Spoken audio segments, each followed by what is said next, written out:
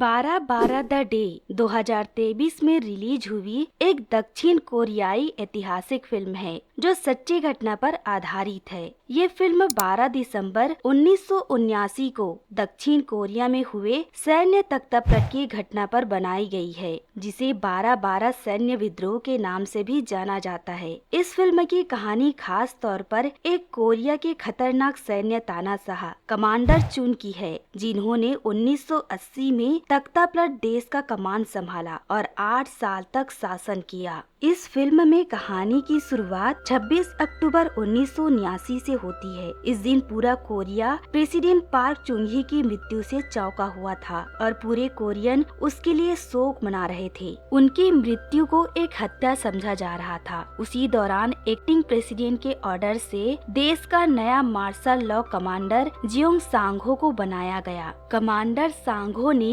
President park की हत्या की इन्वेस्टिगेशन की जिम्मेदारी कमांडर चुन को देते हैं। कमांडर चुन को पॉलिटिक्स में ज्यादा दिलचस्पी थी। उसे दूसरों को ऑर्डर देना अच्छा लगता था। कहा जाए उन्हें एक राजा की तरह जीना अच्छा लगता था और वो अपने पावर का गलत इस्तेमाल करते हैं। वो प्रेसिडेंट की हत्या के शक में निर्दोष लोगों को टॉर्चर करने लगते हैं। कमांडर सांगहो को इस बात की भनक लग चुकी थी कि कुछ कमांडर अपने काम को छोड़कर पॉलिटिक्स में दिलचस्पी ले रहे हैं। वो एक मीटिंग में सारे कमांडर को चेतावनी देते हैं कि कुछ कमांडर्स अपना काम छोड़कर पॉलिटिक्स में ज्यादा ध्यान दे रहे हैं, जो बिल्कुल सही नहीं है। हमारे देश के लिए खतरा हो सकता है। दरअसल कमांडर सांगहो चाहते हैं कि उनकी मिलिट्री का पूरा ध्यान नेशनल डिफेंस पर हो और वो इस सिचुएशन को देखते हुए मेजर ली को सीजीसी कमांडर का पद देते हैं, क्योंकि कमांडर सांगहो के हिसाब से सीजीसी पद के लिए ली बिल्कुल सही व्यक्ति थे, क्योंकि उसे सत्ता का कोई लालच नहीं था।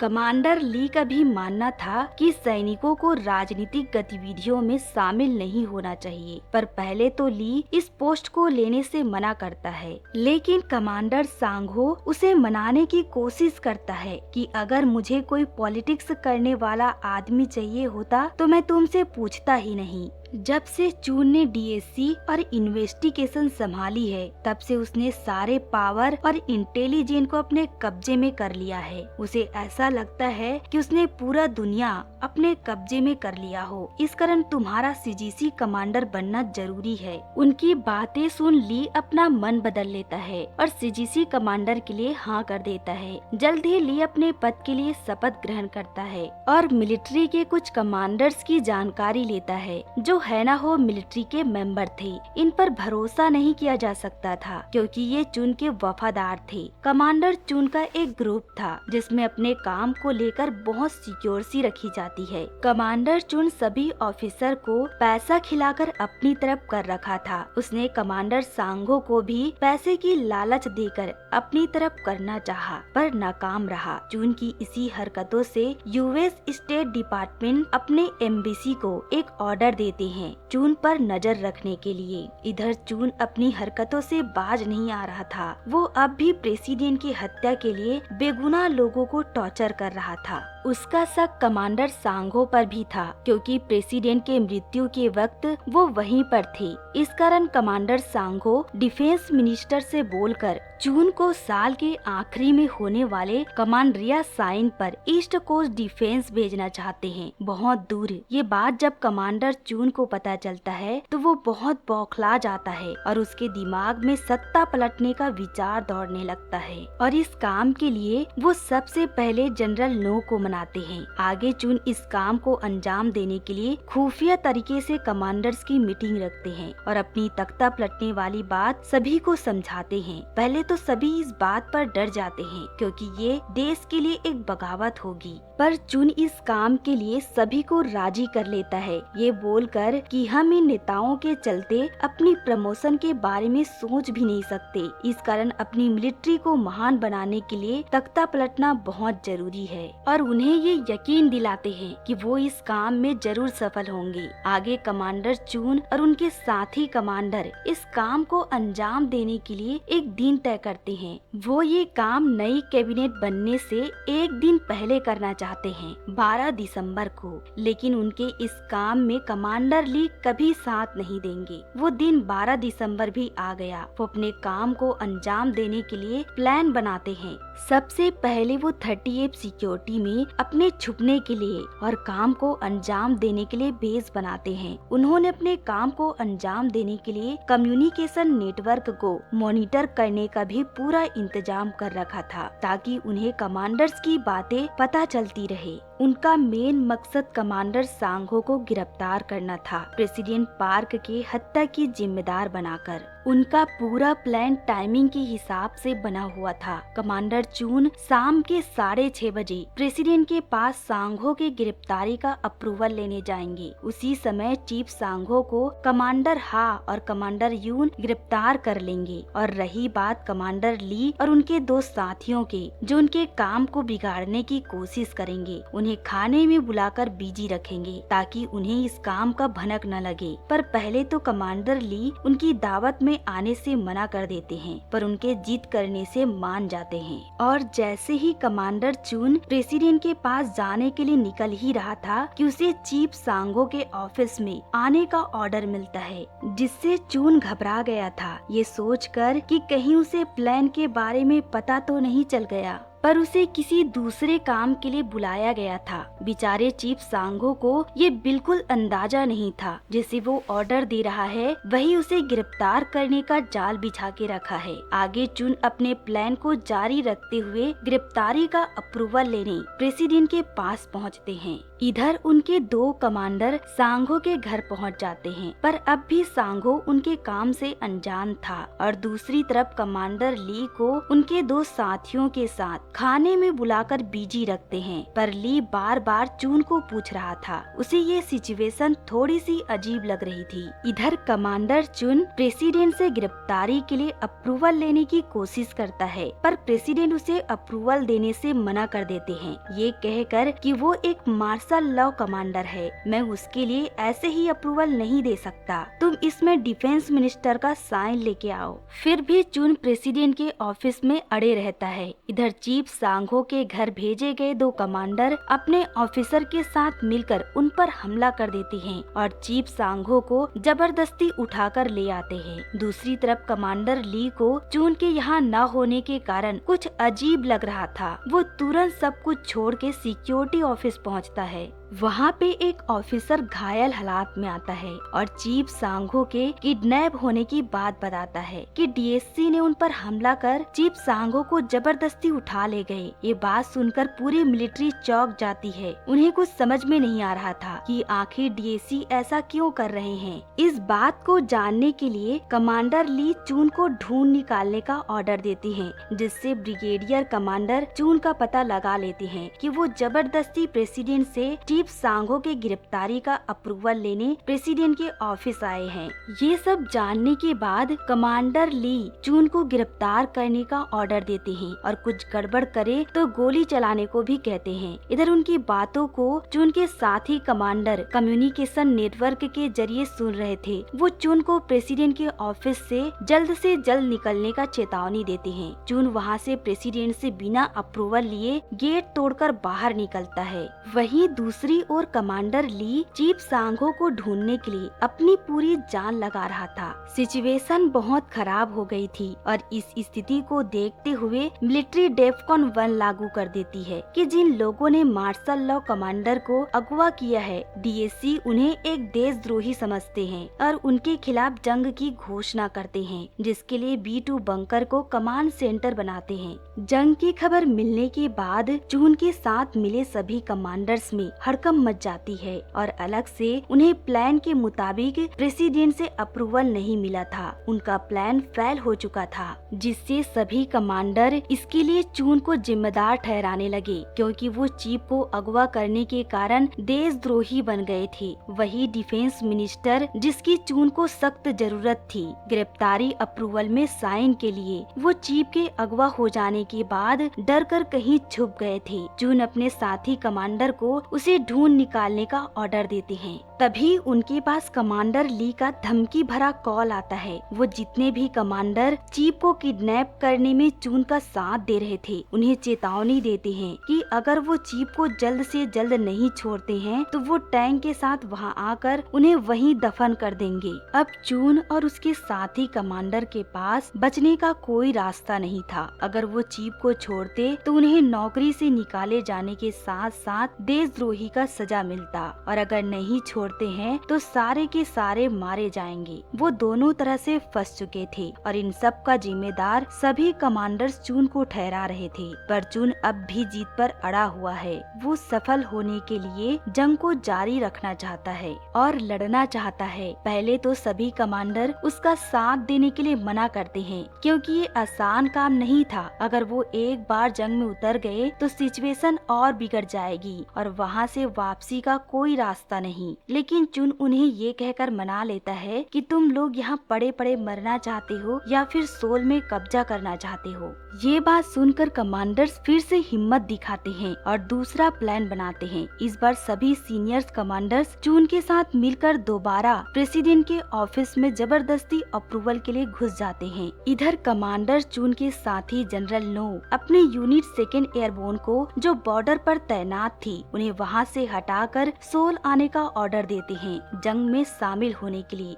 वहीं कमांडर ली अपने ट्रूप्स को जंग के लिए तैयार कर रहे थे। तभी उन्हें पता चलता है कि चून जंग के लिए एयरबोर्न को सोल बुला रहे हैं। वो एयरबोर्न को सोल के अंदर घुसने से रोकने के लिए एक तरीका सोचता है। ली जितने भी उसके कमांड में आ रहे ब्रिज को ट्रैफिक से ब्लॉक करवा देता है ताकि एयरबोर्न सोल के अंदर न घुस सके। पर एक हैंगजू ब्रिज उसके कमांड से बाहर था, वहाँ से चून के एयरबोर्न सोल में घुस सकते थे। पर वहाँ के कमांडर से भी ली बात करके ब्रिज ब्लॉक करने का हेल्प लेते हैं, लेकिन उनकी सारी बातें चून के साथी कमांडर कम्युनिकेशन नेटवर्क के द्वारा सुन रहे थे। वो तुरंत उस कमांडर के पास कॉल करते हैं और उन्हें डरा धमका कर अपनी तरफ कर लेते हैं और ब्रिज को ब्लॉक करने से रोक लेते हैं।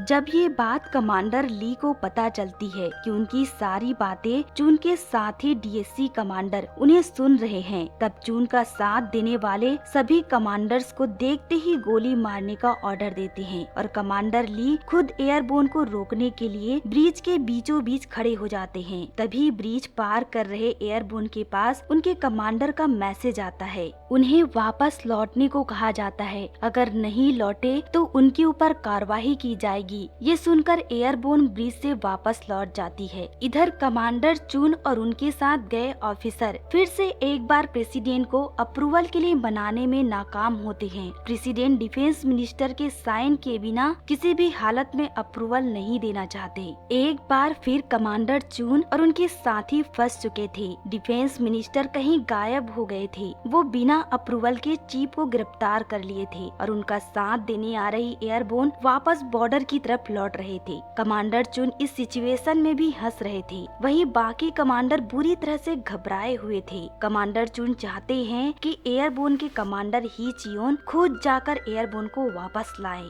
साथ ही वो जितने भी उनके करीबी कमांडर है उन्हें अपनी तरफ करने की पूरी कोशिश करते हैं। पूरी मिलिट्री दो हिस्सों में बट चुकी थी। कमांडर चून हैना हो की एक टीम थी जो तख्ता पलटने की पूरी कोशिश कर रही थी। दूसरी अपोजिट टीम सीजीसी कमांडर की थी जो चीफ को बचाने की पूरी कोशिश कर रही थी। वही कमांडर ही चियोन एयरबोर्न को वापस सोल की तरफ लाने में कामयाब होते हैं। जब ये बात कमांडर ली को पता चलती है कि सेकेंड एयरबोर्न वापस सोल आ रहे हैं, वो तुरंत उनके मुकाबले के लिए सोल के काफी करीब वाले 8th एयरबोर्न के कमांडर से मदद लेते हैं। पहले तो 8th एयरबोर्न के कमांडर इस मामले में नहीं फंसना चाहते थे, पर कैसे भी करके ली उन्हें मना लेते हैं, जिससे 8th एयरबोर्न सोल के लिए निकल पड़ते हैं। यही बात जब कमांडर चून को पता चलती है तो वो फिर से एक नया चाल चलते हैं। वो हेडक्वार्टर में कॉल करते हैं उनसे ये बोलने के लिए कि दोनों अपने अपने एयरबोर्न को वापस ले लेते हैं और समझौता कर लेते हैं, लड़ने की आवश्यकता नहीं है।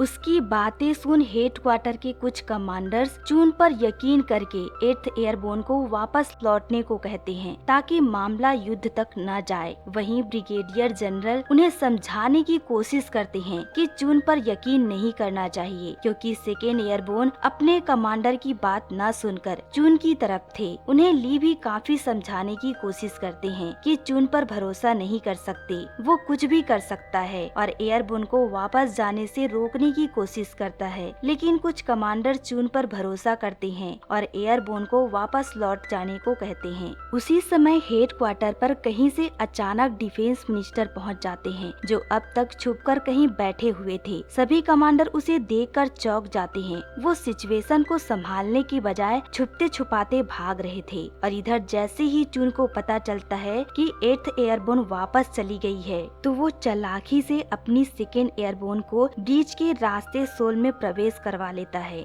ये बात जब हेडक्वार्टर तक पहुंचती है कि चून ने उन्हें धोखा दिया है, चून का साथ देने वाले एयरबोर्न उन्हीं की तरफ आ रहे हैं, तो वहाँ के सारे कमांडर्स और मिनिस्टर उनसे बचने के लिए CGC कमांड में छुपने का सोचते हैं। पर ब्रिगेडियर जनरल उन्हें समझाने की कोशिश करते हैं कि वो इस तरह हेडक्वार्टर को छोड़कर नहीं जा सकते, नहीं तो चून यहाँ पर कब्जा कर लेगा। पर उसकी बात को न ही मिनिस्टर समझते हैं और न ही कमांडर। वो हेडक्वार्टर को छोड़कर CGC कमांड में पहुँच जाते हैं। इधर CGC कमांडर ली उन्हें रोकने का पूरा प्रयास करते हैं, पर बहुत देर हो चुकी थी। इतनी जल्दी कोई भी एयरबोर्न सोल नहीं पहुंच सकती। वहीं सबसे पहले 2nd airborne special warfare command में हमला कर उसे अपने कब्जे में ले लेता है और उनका अगला टारगेट था हेडक्वार्टर। वहाँ पे भी वो हमला करके हेडक्वार्टर को अपने कब्जे में कर लेते हैं। वहीं उन्हें डिफेंस मिनिस्टर मिलते हैं, जो CGC कमांड नहीं गए थे, वो वहीं छुपकर बैठे हुए थे। वो डिफेंस मिनिस्टर को भी अपने कब्जे में ले लेते हैं। अब इतना सब कुछ होने के बाद कमांडर ली चुप नहीं बैठने वाले थे। वो सीधा चून को खत्म करने का सोचते हैं। वो अपने सोल्जर्स को आर्टिलरी के साथ तैयार करते हैं 38 सिक्योरिटी में हमला करने के लिए, जहां चून अपने साथी कमांडर के साथ थे। कुछ कमांडर्स ली को रोकने की कोशिश भी करते हैं, पर कमांडर ली चून के इस बगावत को खत्म करना चाहता है और आर्मी चीफ सांगहो को उनके चंगुल से छुड़ाना चाहता है। कमांडर ली जंग में जाने से पहले अपनी पत्नी से बात करता है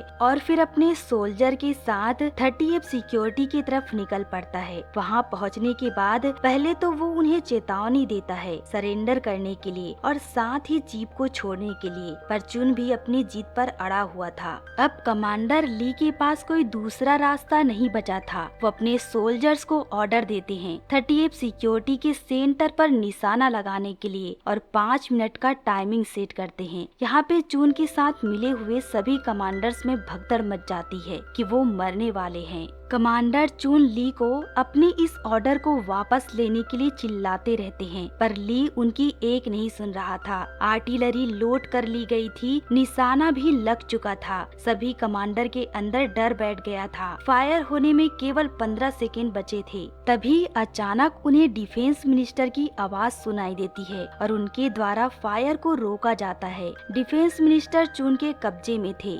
वो कमांडर ली को ऑर्डर देते हैं और जंग यहीं पर रोकने कहते हैं, पर ली मिनिस्टर को समझाने की कोशिश करते हैं कि चून एक गद्दार है, उसने चीफ को किडनैप कर लिया है। ली मिनिस्टर को चून को गिरफ्तार करने का ऑर्डर देने कहते हैं, पर मिनिस्टर चून को गिरफ्तार करने के बजाय ली को कमांड से बर्खास्त कर देते हैं, जिससे कोई भी ऑफिसर उसकी कमांड नहीं मानेंगे। उसका कमांड से वजूद ही मिटा देते हैं, जिससे कमांडर ली पूरी तरह से हताश और निराश हो जाता है। सबके सब चून के साथ मिले हुए थे, वो सब तख्ता के लालची थे। अब कमांडर ली कुछ नहीं कर सकते थे, पर वो चून के करीब आकर उसे उसकी असलियत बताता है कि तुम फौजी बनने के लायक नहीं हो, तुम एक देशद्रोही गद्दार हो। पर इससे चून को कोई फर्क नहीं पड़ता, वो जंग जीत चुका था। उल्टा कमांडर ली को गद्दार बनाकर गिरफ्तार कर लिया जाता है। इस तरह साल 1979 में दक्षिण कोरिया के कुछ कमांडर एक रात 12 दिसंबर को ही ही अपने काम को अंजाम देते हैं, जिसमें बड़े बड़े ऑफिसर शामिल थे और कैपिटल गैरिसन के कमांडर ली, जो मानते हैं कि सैनिकों को राजनीतिक गतिविधियों में शामिल नहीं होना चाहिए, आखिरी तक चुन के तख्तापलट का विरोध करते रहे। पर कुछ कमांडर के गलत निर्णय लेने के कारण वो सफल नहीं हो पाए। इस तरह इस तख्तापलट के परिणाम स्वरूप कमांडर चुन सत्ता में आए, साथ ही आर्मी का कमांड संभाले। इस फिल्म के निर्देशक किम सुंग ने बताया है कि जब 12/12 तख्तापलट हुआ तब वो सियोल के हत्रम डोंग क्षेत्र में रहते थे और उन्होंने इस रात की घटनाओं को करीब से देखा था, जिसने उन्हें यह फिल्म बनाने के लिए प्रेरित किया और इस फिल्म ने सफलता हासिल कर काफी कमाई की और 2023 की सबसे बड़ी हिट फिल्मों में से एक बन गई। तो दोस्तों, आपको ये फिल्म कैसी लगी? अपनी राय कमेंट कर जरूर बताएं और साथ ही हमारे चैनल को लाइक और सब्सक्राइब करना ना भूलें।